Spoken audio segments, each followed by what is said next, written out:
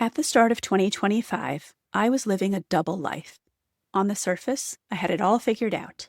Successful corporate career, stable paycheck, the kind of resume that looks impressive on LinkedIn. But underneath, I was exhausted, insecure, and wrapped so tightly in other people's expectations that I had lost sight of who I actually was.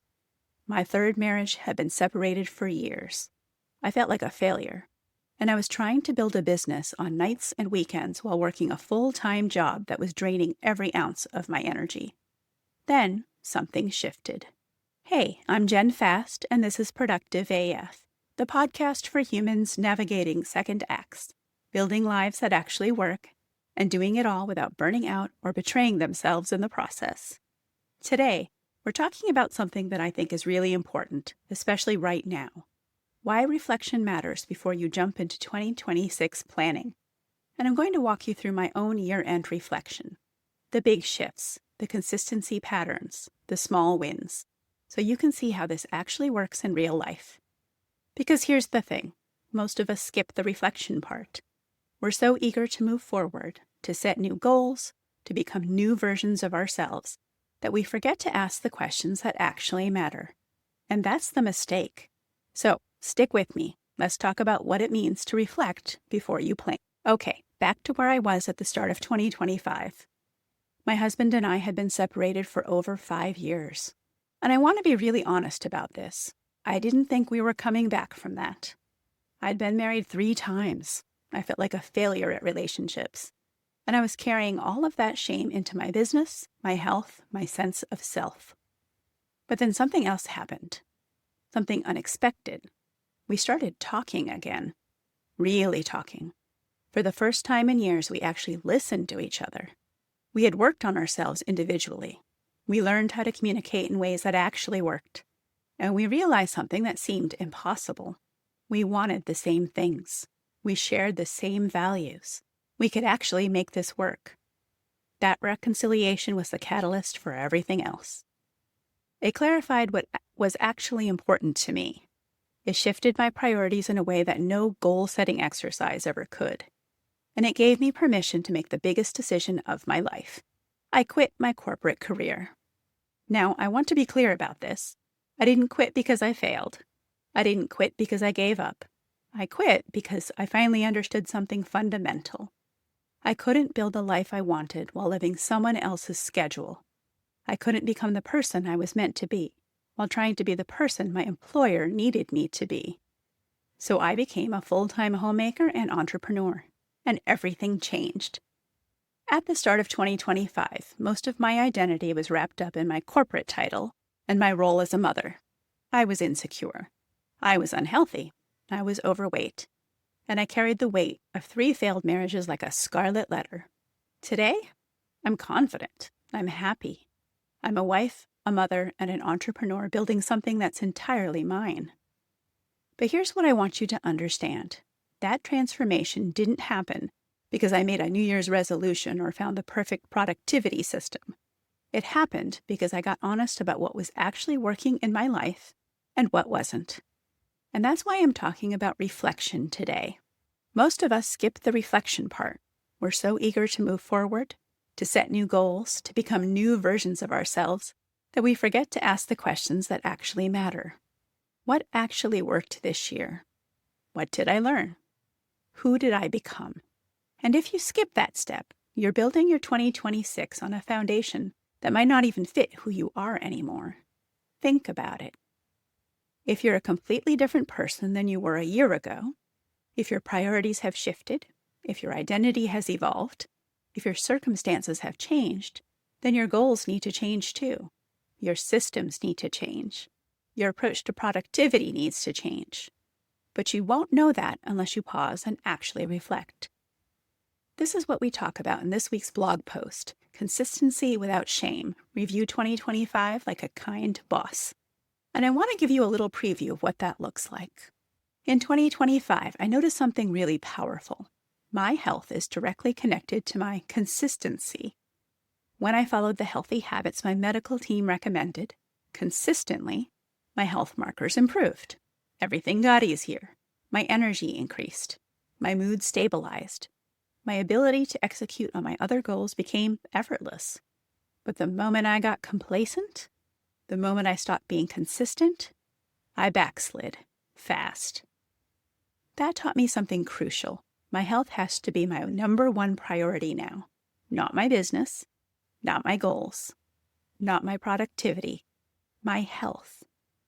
Because when I take consistently good care of myself, executing on everything else becomes so much easier. Now, this is where the kind boss framework comes in. Your inner critic would say something like, "You didn't stick with it perfectly. You fell off. You failed." But a kind boss says, "You noticed a pattern. You saw what works. You're getting back on track." That's wisdom. And that's the difference between reviewing your year with shame and reviewing it with compassion. It's not about being perfect. It's not about doing everything every day. It's about noticing the patterns, where you showed up, where you fell off, and what that reveals about your actual priorities. And then making small adjustments, not total overhaul.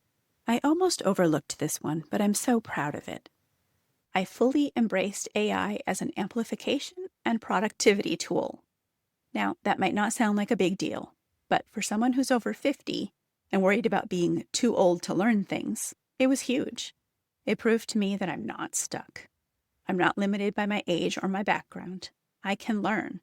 I can grow. I can do more than I previously thought possible.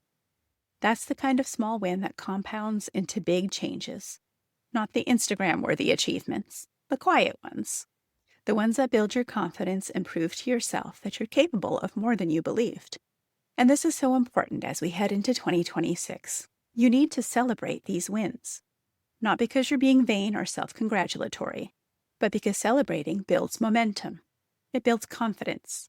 It makes you more likely to repeat the behavior when there's a positive consequence for showing up, a celebration, a recognition, a moment of pride.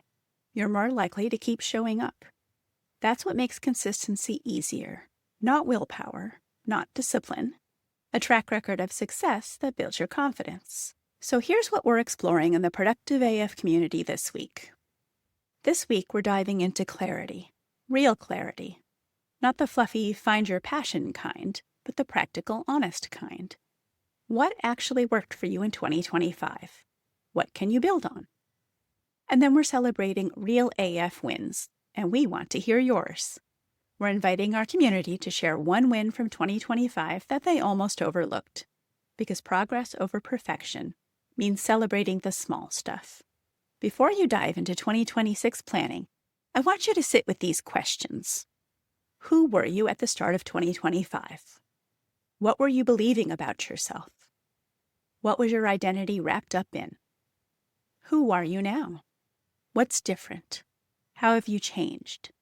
What's one thing you're releasing that no longer serves you? For me, it was the need to please everyone else and follow other people's schedules. What is it for you? Take some time with these questions. Write them down. Journal about them. Share them in the comments on the blog. Because your reflection matters. Your story matters. And your wins, even the small ones, matter. So, here's what I want you to do. First, drop your reflection in the comments on the blog post this week, or reply to the email newsletter. Share your story. Tell us who you were, who you are now, and what you're releasing.